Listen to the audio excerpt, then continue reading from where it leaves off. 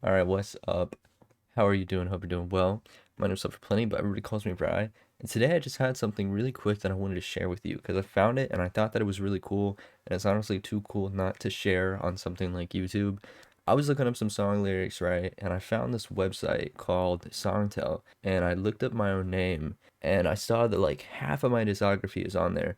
But essentially, what it does is it's like an AI generated website where it analyzes your song in an unbiased way and it describes what the song is about. And it's honestly so cool. It blew my mind how accurate it is. Like, there's a ton of my songs on there, like I said, like half of my discography, and it's so accurate, it's scary. I literally tweeted about it, put it on threads. Like, I'm just talking about it everywhere because it's so cool to me. But yeah, I want to show you some of these. I don't know how it works or how it figures out the information, but like it really sees my music for what it really is. And there's kind of like a stigma that already exists around my name and my brand, like Suffer Plenty, we're all suffering. It kind of gets taken into like a negative account. People assume that it's negative when it's not. Like I made all of this stuff to be positive and like we're all in this together, but people just kind of assume negative. And even when people hear my music, it gets called like suicide music. But to me, like all I personally listen to is sad music, and it's not suicide music to me. It doesn't push me farther into my depression. It pulls me out of my depression. So it's really cool that this AI sees my music for what it is and sees Suffer Plenty as like this positive thing instead of like in this negative light that most people do. And even with some songs where people assume and kind of like misunderstand or like misinterpret it, it's crazy because this website literally like gets everything perfectly. It's so insane. I gotta show you.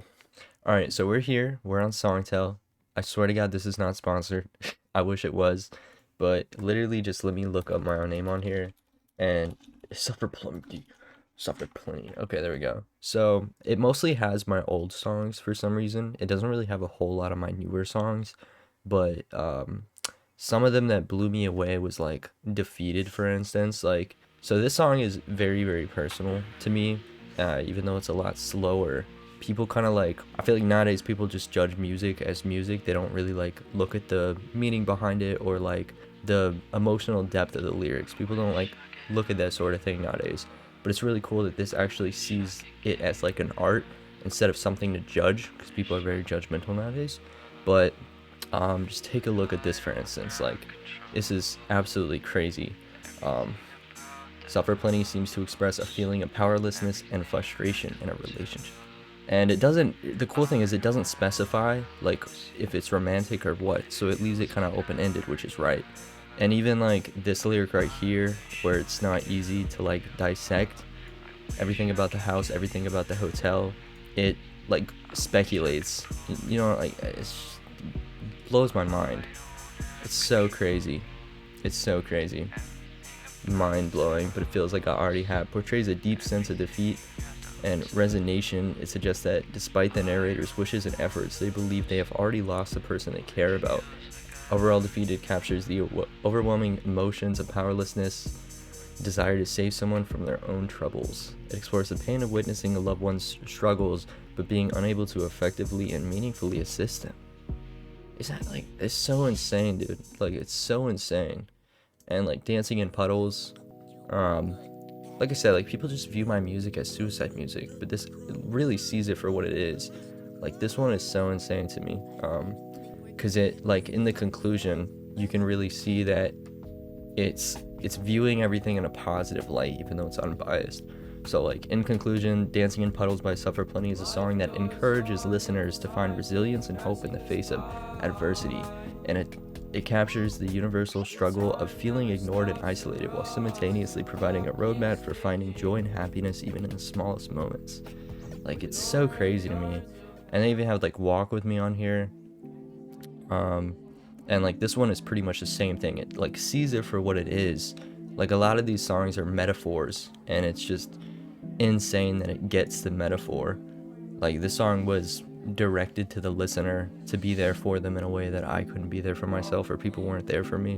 So it's like insane. And even like My Only Regret, for instance, this is a song that gets misunderstood a lot. People always assume that with this song I got cheated on, but it's the other way around. I cheated, unfortunately, and This was like my regret about it, but the song was like me talking to myself. So it's insane that it dissected the song and actually like got it perfectly, and it really calls me out too. It says here we go. This one is where it really calls me out. Oh my god, if I can highlight it. Overall, my only regret delves into the regret and emotional toll that comes with engaging in casual relationships and the yearning for a deeper, meaningful connection. Like, Jesus Christ, dude. It's so insane. If you guys have the time, you should definitely check this out, because it's so crazy. Like, and even this one, so the entire I See Dead People album was inspired by me losing my Gammy, which I made a whole EP and a song and a remaster of that song for, and it's insane that it knows that this song is about loss, and some people might not get that, so it's just really crazy that it does. And it defines my music as like emotional songs about the human experience. It's so like, I don't know, it really, wow, it's just like words can't even express how cool this is to me, because it's so accurate. So here we go. The repeated line, "I don't really want to let you go," it's just a reluctance to let go of someone or something. It could represent a struggle holding on to hope, a cherished memory, or even a person who has passed away. So yeah, you kind of get the point. This thing is absolutely crazy, and I would highly recommend taking the time. I feel like a lot of people nowadays need to like know the meaning of the song in order to connect with it, so I'd highly recommend checking this out. It's just mind-blowing. Alright, so that's SongTell. I hope you are as fascinated by it as I am. It's absolutely insane, and the cool thing is, if you don't like AI, which I honestly, I don't fuck with AI, but this is the first time that I'm like, damn, AI is really cool. But soon, I've been wanting to make like a series where I dive into the meaning behind my songs and that sort of thing, but I just haven't gotten to it yet. But for my next single, Bad Decisions, it's releasing either September 8th or September 15th. It's going to be the start of that series where I start breaking down the lyrics of my songs, or not just breaking them down, but just talking about the meaning of it. I was going to do lyric breakdowns, but I kind of think that's a waste of time, so I'm just going to talk about what the song is about. So if you like that sort of thing, stay tuned for that, or you can hear me ramble about the inspirations behind my songs and all that. And until next time, I guess thank you for watching. Please be sure to like the video, subscribe for more, follow me on my social medias, and until next time, peace. Take care of yourselves.